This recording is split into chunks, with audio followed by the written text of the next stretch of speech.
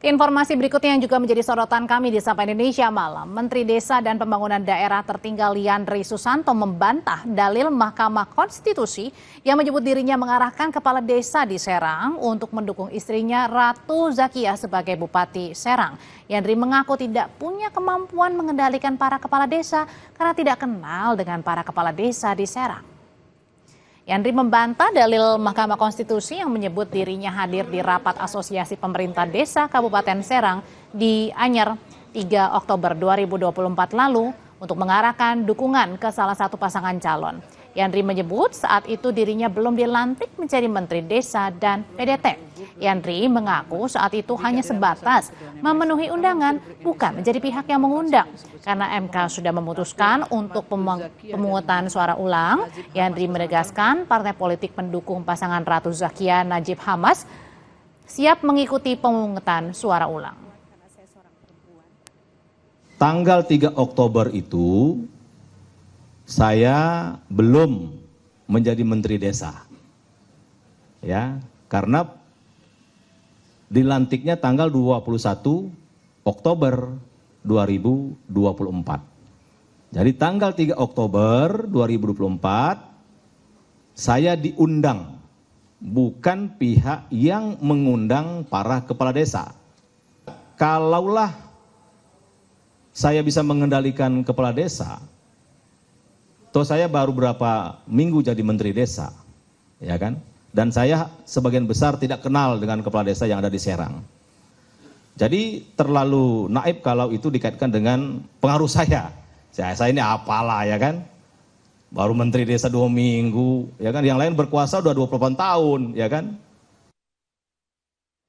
Sebelumnya, dalam pertimbangan putusan Pilkada Kabupaten Serang, berpendapat ada keterlibatan struktur aparat pemerintahan desa yang berkaitan dengan tindakan yang dilakukan Menteri Desa dan Pembangunan Daerah Tertinggal Yandri Susanto dalam kapasitasnya sebagai pejabat negara.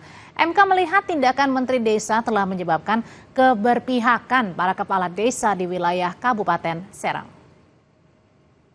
Dari bukti tersebut terdapat fakta adanya rekaman video yang menggambarkan terjadinya peristiwa pernyataan pemberian dukungan kepada pasangan calon nomor 2 oleh sejumlah kepala desa, di mana rekaman video tersebut telah disebar di media sosial dan situs pemberitaan daring. Fakta mengenai rekaman video tersebut telah terkomunikasi melalui bukti yang dilampirkan oleh Bawaslu Kabupaten Serang. Video bukti dan seterusnya dianggap diucapkan yang pada pokoknya menyatakan bahwa benar telah terjadi ketidaknetralan kepala desa dalam pemilu kada Kabupaten Serang. Berkenaan dengan tersebut merupakan fakta hukum yang tidak terbantahkan bahwa Yandri Susanto selaku menteri memiliki hubungan pernikahan dengan Haja Ratu Rahmatu Zakiah selaku calon bupati dari pasangan calon nomor 2. Peristiwa Yandri Susanto dalam posisi sebagai menteri telah menyelenggarakan atau menghadiri kegiatan yang di dalamnya terdapat pernyataan bersifat meminta atau mengarahkan kepala desa untuk mendukung pasangan calon nomor urut 2. Sementara KPU segera menindaklanjuti putusan Mahkamah Konstitusi yang memerintahkan pemungutan suara ulang di 24 daerah. KPU bersama KPU daerah akan segera menggodok anggaran yang dibutuhkan.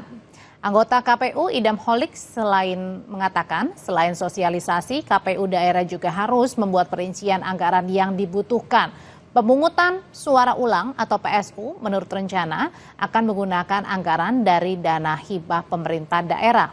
Idam menegaskan penyusunan anggaran akan tetap mengacu pada program efisiensi sesuai dengan kebijakan pemerintah yang diterapkan terhadap pemerintah daerah. Berkenaan dengan anggaran, saat ini kami masih mengkonsolidasikannya dengan KPU daerah, karena KPU daerah harus memperinci secara matang tentunya anggaran yang akan digunakan itu dalam semangat efisiensi, karena efisiensi merupakan salah satu prinsip dalam penyelenggaraan pilkada. Jadi efisiensi menjadi kerangka KPU daerah dalam rangka merancang anggaran yang akan digunakan. Sorotan berikutnya dari Presiden Prabowo Subianto yang meresmikan Bank Emas untuk memperkuat ketahanan ekonomi dengan memanfaatkan cadangan emas di Indonesia. Bank Emas diharapkan dapat meningkatkan produksi domestik dan bisa membuka lapangan kerja baru bagi masyarakat. Layanan Bank Emas merupakan yang pertama di Indonesia sebagai langkah strategis Prabowo dalam memperkuat ekosistem industri emas nasional.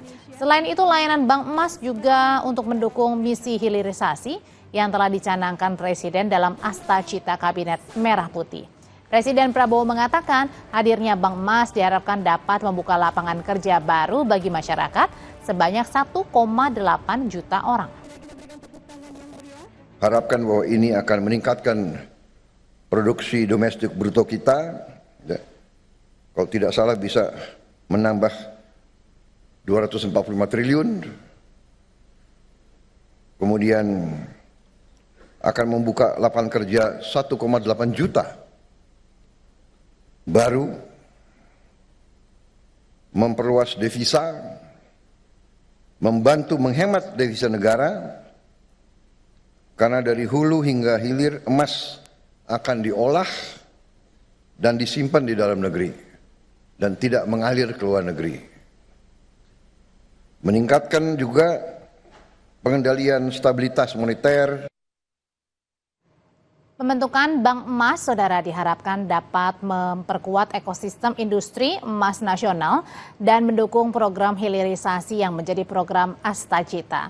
Pembentukan Bank Emas telah diamanatkan dalam Undang-Undang Nomor 4 Tahun 2023 tentang pengembangan dan penguatan sektor jasa keuangan atau P2SK. Dalam pasal 130 Undang-Undang P2SK menyebutkan bahwa Bank Emas merupakan kegiatan usaha yang berkaitan dengan emas dalam bentuk simpanan, pembiayaan, perdagangan, penitipan emas, dan atau kegiatan lainnya yang dilakukan lembaga jasa keuangan.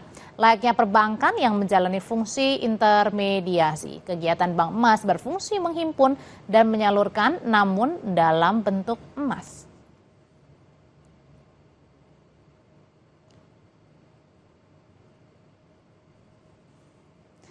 Dalam peresmian Bank Emas, Presiden Prabowo juga sempat berterima kasih sekaligus meminta maaf kepada Presiden ke-7 Republik Indonesia Joko Widodo.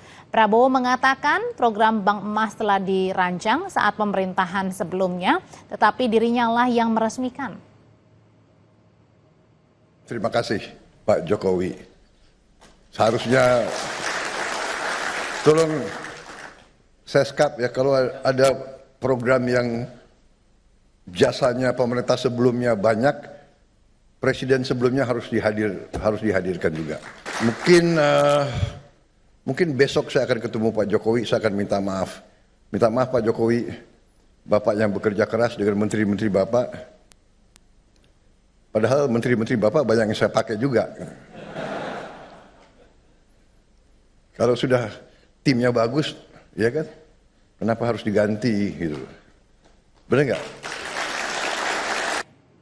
Dalam rapat DPR mencecar terkait kasus korupsi 193,7 triliun rupiah di Pertamina dan isu soal oplosan Pertalite menjadi Pertamax. Bagaimana mengungkap mafia migas dalam kasus ini?